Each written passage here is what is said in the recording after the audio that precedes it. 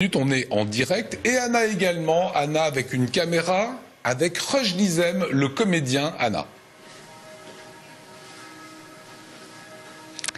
Oui, bonsoir Lionel. Je suis en compagnie de Roch Dizem et Yolin Gauvin. C'est acteur, réalisateur du film Bodybuilder qui sortira très bientôt. Ils sont dans quelques instants à l'UGC Cinécité à Strasbourg pour présenter ce film en avant-première et ils nous font l'honneur de passer quelques minutes en notre compagnie.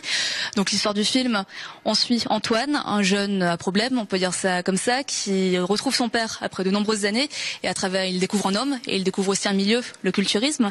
Qu'est-ce qui vous a donné envie de raconter cette histoire en tant que réalisateur? Qu'est-ce que vous vouliez raconter? Comment vous vouliez le raconter? D'abord, j'avais envie de raconter la relation entre un père et un fils qui n'ont pas eu la chance de se connaître et de se découvrir avec 22, 23 ans de retard. Et puis de raconter aussi deux destins totalement opposés, à savoir ce jeune un peu égaré, en perte de repère et qui est dans le tout de suite, dans l'immédiateté, qui se confronte à un père qui, lui, est dans un protocole fait de patience, de privation, de souffrance, puisqu'il est bodybuilder, et les faire se confronter et les faire cohabiter par la force des choses, et se découvrir peu à peu, l'un avec ses idées qui sont souvent basées sur des principes, et l'autre qui est totalement perdu. Et j'avais envie de parler de communication sur deux êtres qui s'aiment, mais qui ne connaissent pas les mots pour se le dire et qui ne savent pas comment s'y prendre. On découvre nous aussi un milieu, celui du culturisme. Vous d'ailleurs, vous êtes pratiquant de ce sport, c'est votre premier film. C'était un sport qui vous a paru très cinématographique, très visuel? Oui, évidemment, c'est un sport très visuel puisqu'on voit ces masses de muscles, ces peaux, ces couleurs de peau également. Mais surtout, on découvre aussi un style de vie qui impose des entraînements qui sont de l'ordre de 2 à 4 heures par jour, une diète qui est très difficile à suivre puisqu'on passe sur une prise de masse et ensuite on passe sur une sèche.